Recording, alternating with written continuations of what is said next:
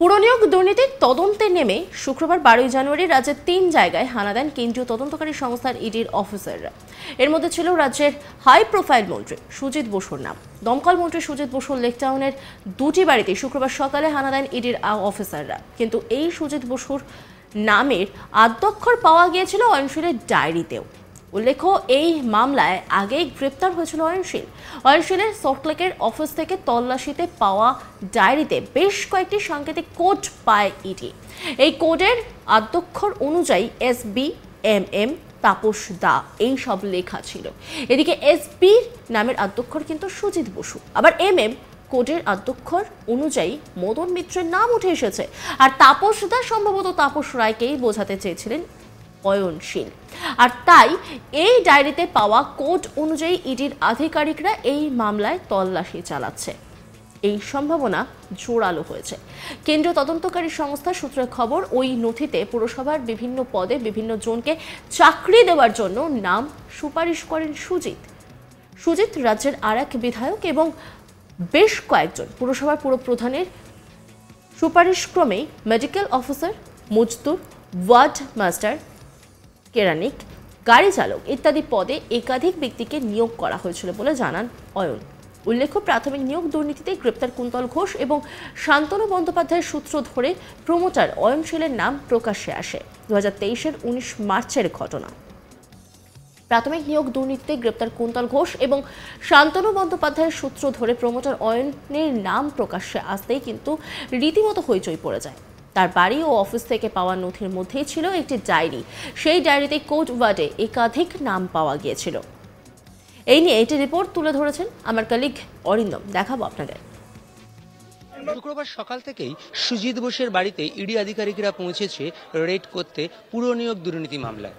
আমরা যদি একটু পেছনের দিকে ফিরে যাই, এই ইডির যে রেড বা এই ইডির তদন্ত, এটা শুরু হয়েছিল শিক্ষক নিয়োগ দুর্নীতি মামলা থেকে। শিক্ষক নিয়োগ দুর্নীতি মামলায় প্রথম পার্থ চট্টোপাধ্যায়কে অ্যারেস্ট করা হয় এবং তারপর সেখান থেকে তদন্ত এগোতে থাকে এবং তারপর একাধিক লোককে জিজ্ঞাসাবাদ করা হয় এবং অনেকে অ্যারেস্ট হয়। অ্যারেস্ট হওয়ার পর কিন্তু এই তদন্ত এগোতে থাকে এবং শেষ সময় আমরা দেখতে পাই যে অয়নশীল, সল্টলেকের অয়নশীলের বাড়িতে গিয়ে পৌঁছয় ইডি আধিকারিকরা এবং অয়নশীলের বাড়িতে কিন্তু তল্লাশি অভিযান করে এবং সেই তল্লাশি অভিযানের সময় কিন্তু অয়নশীলের বাড়ি থেকে পুরো নিয়োগ সংক্রান্ত নথি উদ্ধার হয় এবং তারপরেই কিন্তু এই পুরো নিয়োগ সংক্রান্ত মামলার তদন্ত হাত ভার নেয় ইডি এবং তারপর থেকে তদন্ত শুরু করে। সব থেকে উল্লেখযোগ্য বিষয় যেটা আমরা সূত্র মারফত যেটা জানতে পারি, যে যখন এই অয়নশীলের বাড়িতে তল্লাশি করছিল ইডি, তখন একটি ডায়েরি ইডির হাতে এসেছিল, যে ডায়েরিতে কিছু সাংকেতিক শব্দ ছিল, যেমন MM বা SB এরকম কিছু সাংকেতিক শব্দ ছিল।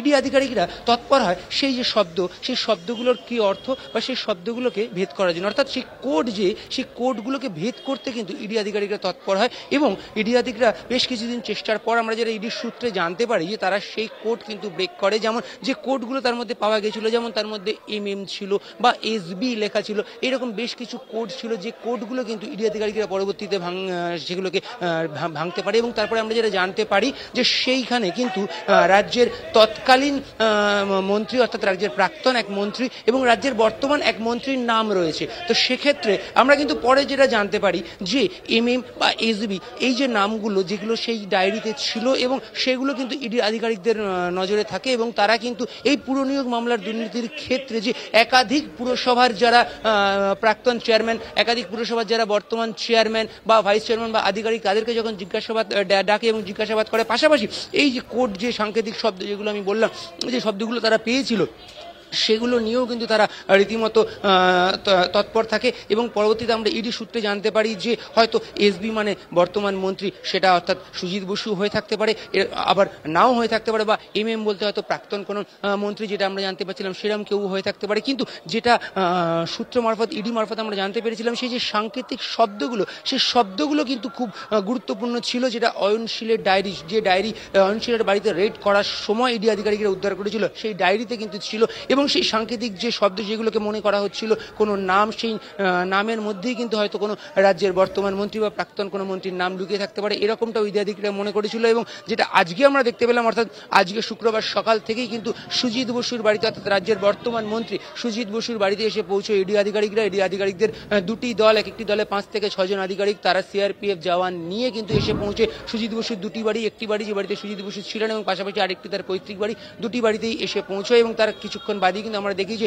স্থানীয় থানা, অর্থাৎ লেকটাউন থানার পুলিশও সেখানে এসে পৌঁছয়। মূলত তারা যেখানে যে সিআরপিএফ জওয়ানরা নিচে ছিল তাদেরকে মূলত তারা জানতে চায় যে এখানে কারা এসেছে বা কেন এসেছে এই বিষয়টি, কারণ যেহেতু একটি মন্ত্রীর বাড়িতে তারা এসেছে এবং সেখানে সে বিষয়ে থানায় কোনো তাদের কাছে ইনফর্ম করা হয়নি বা ইডির তরফ থেকে কিছু জানানো হয়নি। সুতরাং কারা এসেছে বা কে এখানে এসেছে সেই বিষয়টা জানার জন্যই কিন্তু লেকটাউন থানা থেকে আমরা যেটা জানতে পেরেছিলাম যে পুলিশ আসে এবং লেকটাউন থানার আইসি নিজে উপস্থিত হয় এবং পরবর্তী তিনি ভেতরে যান এবং গিয়ে তিনি জেনে আসেন। তারপরে কিন্তু আমরা দেখতে পাই যে পুরো এরিয়া পুলিশ ঘিরে দেওয়া হয়েছে এবং পুলিশ পোস্টিং করা হয়েছে। সুজিত বসু বাড়ির ভেতরে রয়েছে, এরকমই কিন্তু আমরা পুলিশ সূত্রেও জানতে পারছি এবং তাকে মূলত ইডির আধিকারিকরা জিজ্ঞাসাবাদ করছে। তবে সব থেকে গুরুত্বপূর্ণ বিষয় যেটা কিন্তু অনেক আগেই ইডির সূত্র থেকে আমরা জানতে পেরেছিলাম, যে সাংকেতিক যে শব্দগুলো অয়নশীলের ডায়েরি থেকে পাওয়া গেছিল, যেগুলোকে ডিকোড করা হয়েছিল, একদমই ডিকোড যে শব্দটা আমি ব্যবহার করছি, ডিকোড করা হয়েছিল, তারপরে কিন্তু বেশ কিছু নাম উঠে এসেছিল। সেই কারণেই কিন্তু এই যে সাংকেতিক শব্দ যেমন MM বা SB, এগুলো কিন্তু এই পুরো নিয়োগ তদন্তের ক্ষেত্রে যথেষ্ট গুরুত্বপূর্ণ হয়ে দাঁড়াচ্ছে। তবে এই SB বলতে সুজিত বসু কিনা সেটা কিন্তু এই মুহূর্তে বলা সম্ভব নয়, কারণ অন্য যে কোনো কিছু নামও হয়ে থাকতে পারে। তবে ইডি সূত্রে আমরা যেটা জানতে পেরেছিলাম যে এই সাংকেতিক শব্দের পেছনে কিন্তু রাজ্যের কোনো এক বর্তমান এবং রাজ্যের কোনো এক প্রাক্তন মন্ত্রীর নাম রয়েছে। অরিন্দম ভট্টাচার্য, আজ তাক বাংলা, কলকাতা।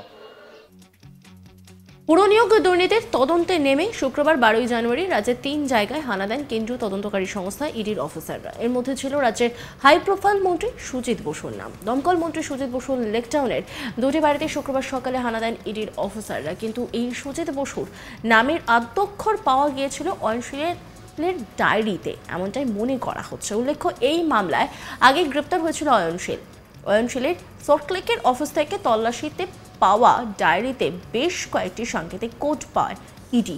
এই কোডের আদ্যক্ষর অনুযায়ী SBMM তাপসদা এইসব লেখা ছিল। এদিকে SP এর নামের আদ্যক্ষর কিন্তু সুজিত বসু, আবার MM কোডের আদ্যক্ষর অনুযায়ী মদন মিত্রের নাম উঠে এসেছে। আর তাপস দা সম্ভবত তাপস রায়কেই বোঝাতে চেয়েছিলেন অয়নশীল। আর তাই এই ডায়েরিতে পাওয়া কোড অনুযায়ী ইডির আধিকারিকরা এই মামলায় তল্লাশি চালাচ্ছে। এই সম্ভাবনা জোরালো হয়েছে। কেন্দ্রীয় তদন্তকারী সংস্থা সূত্রে খবর, ওই নথিতে পুরসভার বিভিন্ন পদে বিভিন্ন জনকে চাকরি দেওয়ার জন্য নাম সুপারিশ করতেন সুজিত রাজ্যের আরেক বিধায়ক এবং বেশ কয়েকজন পুরসভার পুরপ্রধানের সুপারিশ ক্রমে মেডিকেল অফিসার, মজদুর, ওয়ার্ড মাস্টার, কেরানি, গাড়ি চালক ইত্যাদি পদে একাধিক ব্যক্তিকে নিয়োগ করা হয়েছিল বলে জানানো হয়। উল্লেখ্য, প্রাথমিক নিয়োগ দুর্নীতিতে গ্রেপ্তার কুন্তল ঘোষ এবং শান্তনু বন্দ্যোপাধ্যায়ের সূত্র ধরে প্রমোটার অয়নশীলের নাম প্রকাশ্যে আসে 2023-এর 19শে মার্চের ঘটনা। অন্যান্য আপডেটের জন্য অবশ্যই নজর রাখুন আজ তাক বাংলার ইউটিউব স্ট্রিমিং এবং ইউটিউব চ্যানেলকে সাবস্ক্রাইব করুন, লাইক করুন, কমেন্ট করুন, শেয়ার করুন। পাশাপাশি হোয়াটসঅ্যাপে নজর রাখুন, সেখানেও রয়েছে আজ তাক বাংলা।